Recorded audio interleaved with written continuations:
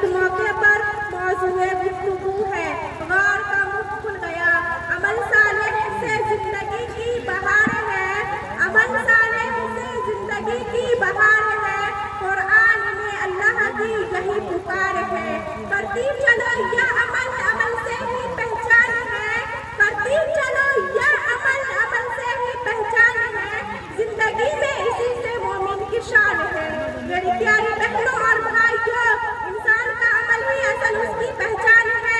अमल ही से अच्छे और बुरे की तमीज होती है।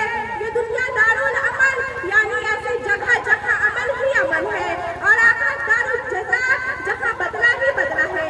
अल्लाह तबारक व तआला किताब हिदायत कुरान पाक में बार बार इरशाद फरमाता है कि अमल सालेह ही कामयाबी की कुंजी है, अमल सालेह ही कालिद बाबे रहमत है, अमल सालेह ही जन्नत का सीधा रास्ता है, अमल सालेह ही सच्चे इंसान की हकीकी पहचान है, अमल सालेह ही बंदे की कबूलियत को कबूल करता है, अमल सालेह ही में बंदे की आह को खुदा तक ले जाता है।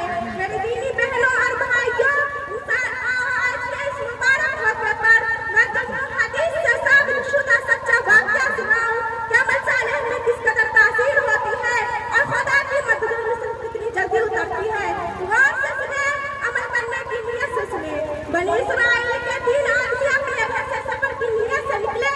दौरान सफर सख्त बारिश होने लगी। वो बचने के लिए गाड़ के अंदर छुप गए। अल्लाह की शान देखे कि तूफानी बारिश से एक बड़ी चट्टान रुकती हुई गाड़ के मुंह पर आ पड़ी। चट्टान इतनी बड़ी थी कि ये तीनों मिलकर जोर लगाकर तो भी नहीं हिला सकते। वहां निकलने का बिल्कुल रास्ता न बना था। इस परेशानी और खौफ की हालत में तीनों ने फैसला किया कि अपनी अपनी जिंदगी का कोई नेक अमल अल्लाह की बारगाह में पेश करके नजात की दुआ मांगे।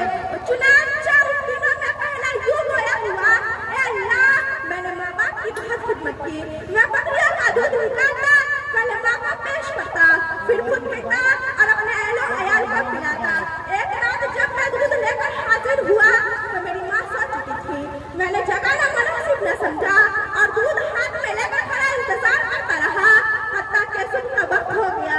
ए अल्लाह, अगर मेरा ये अमल तेरी रज़ा के लिए था तो इसकी बरकत से हमें नजात अता फरमा। चुनांचे